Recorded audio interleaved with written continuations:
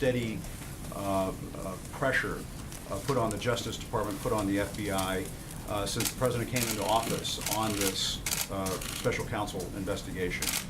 Whether it be conversations with Jeff Sessions' office about his recusal, whether it be about this desire for Robert Mueller to go away, and now with Andrew McCabe.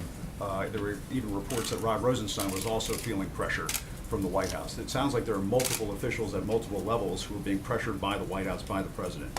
What would you say in response to that say what I've concern? said. I would say what I've said probably 100 times before, and continue. We'll say I'm sure 100 times today that the White House has been fully cooperative and is going to continue to be fully cooperative. In fact, we've gone above and beyond many times and certainly done everything that we could. The White House has provided over 20 witnesses and tens of thousands of pages of documents to the special counsel. We have done everything we can to be fully transparent, and we're going to continue to do that throughout the process. But what about this notion that the President has been applying pressure for months, steady pressure? The only thing that the President has applied pressure to is to make sure we get this resolved so that you guys and everyone else can focus on the things that Americans actually care about. And that is making sure everybody gets the Russia fever out of their system once and for all, that you are all reminded once again there was no collusion, and that we can move forward to focus on things like national security, the economy, and solving the immigration crisis that we have here in our country. So no obstruction of justice, nothing improper, nothing inappropriate here at all whatsoever from the President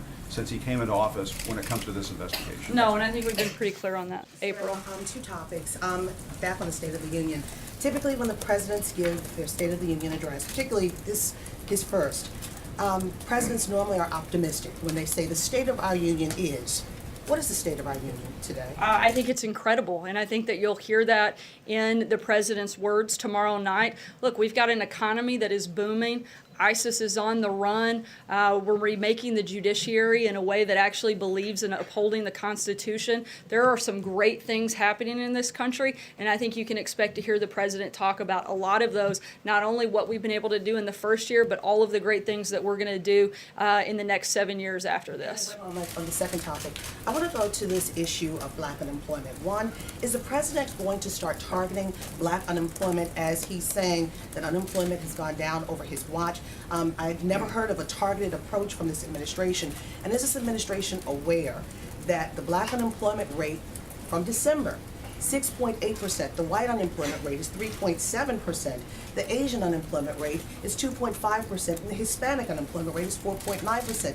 The black unemployment rate continues to be higher, and it's actually 2 times that, more than 2 times that, of the white unemployment rate. So is that something that this administration is touting, or they're trying to fix, make an active effort to fix in 2018? Look, I think you can see from the steps that we've already taken that we're trying to fix unemployment for all Americans. That's the point that the president has made time and time again, is that he wants it to be better for everybody. And we've made significant progress in that, both through the number of regulations that have been cut to make this a more job-friendly market, a more job-friendly environment, and certainly adding to that the tax cuts and tax reform legislation that the president led on has been historic in what has happened and in the way that it has helped our economy and certainly helped create jobs across the country. Why did he take issue with Jay-Z then, when he was just talking in terms of black America?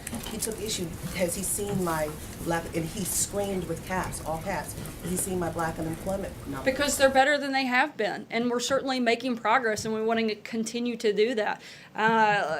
Look, we want every day to be better than the day before. And again, certainly for black Americans, for Hispanic Americans, across the board, this is a president who wants life to be better for all Americans, and he's going to keep fighting and pushing for that. And I think you'll hear him talk about that again tomorrow night. John? I have a question about the Nunes memo, but first I want to ask you if the president continues to have confidence in the man he appointed to be Deputy Attorney General, Rod Rosenstein. As I've said, when you guys ask this question about number of individuals, when the president no longer has confidence in someone, you'll know. On the memo, you had another question. I do have another question about the memo. The House Intelligence Committee could vote as early as today to release this memo that Chairman Nunes has reportedly crafted. The House rules contemplate that the president would then get 5 days to determine whether he has any cause to object to its public release. What's the current thinking? What's the current level of White House involvement in this decision? Can you shed any light on the process between this White House and Capitol Hill with this question? Look, no one at the White House has actually seen the memo, so it would be hard for us to make a decision or to speak about it before that would take place. Right now, we're letting the House process play out, and if and when it's time for the White House to weigh in, we'll do that through the proper protocol, making sure we follow legal process. But again, we're not to that point in the process yet. Margaret. Sarah, two questions. Well, just following up on that, is the White House, I know you said you have to wait and see, but is the White House open to the idea of a release of this memo to the public? And can you say in the State of the Union address whether the president will mention at all this ongoing Russia probe, which you said, is really Russia fever that the country needs to get out of its system? Will he address it in any way? To answer your first question, we want full transparency. It's what we've said all along, and we'll make a decision when and if that time becomes necessary. In terms of the State of the Union, I'm not going to get ahead of the President's address. It's tomorrow night. I know you are all excited and will eagerly tune in and can see at that time exactly what is going to be included. But he doesn't April. feel a need to address it. I think we've addressed it every single day that we've been here. It's one of the questions you guys ask over and over and over again. In fact, we spend more time on that than we do any other topic, despite the fact that time and time again, poll after poll says that, frankly, no one cares about this issue, and it's certainly not the thing that keeps people up at night. We'd love to talk about all of the things that do, and my guess is that will be the focus of the President's State of the Union tomorrow. Hunter? Thank you, Sarah. So the president has repeatedly touted black unemployment when faced with allegations of racism. Given those numbers, the low black unemployment, why do you think so many in the African American community are still so uncomfortable with the president?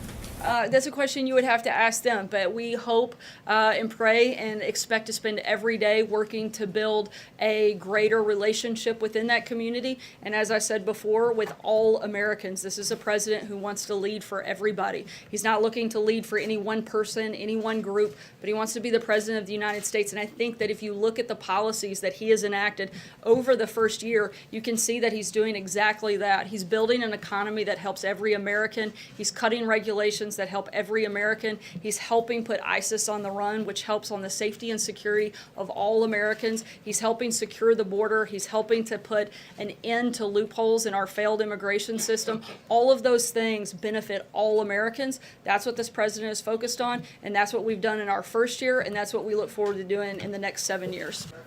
Dave? Thanks, Sarah. Tomorrow night, will the president talk about an urban revitalization plan? As I said before, I'm not going to get into the details beyond what was already discussed last week on the State of the Union, but I do think it's something worth tuning into for all to see. John? Thank you, Sarah. The former Attorney General of the United States, Eric Holder, described Andrew McCabe as a dedicated public servant who has served this country well. Would you describe him in that same manner?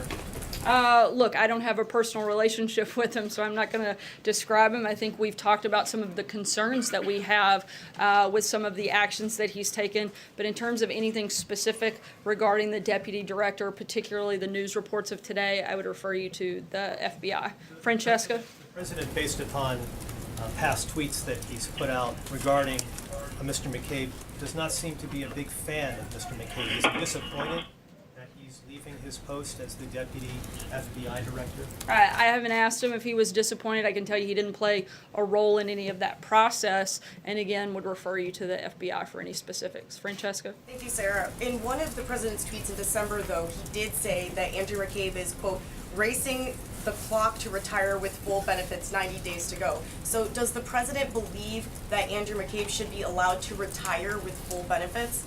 Again, I would refer you to the FBI for any specifics around the news of today of his stepping down. I have a question about the State of the Union. You mentioned who was going to be in the First Lady's box at the State of the Union.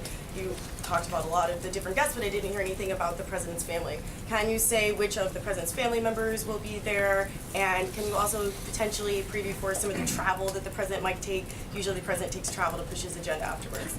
In terms of family, all of the president's children, along with the First Lady, will be at the State of the Union with the exclusion of Barron. I don't believe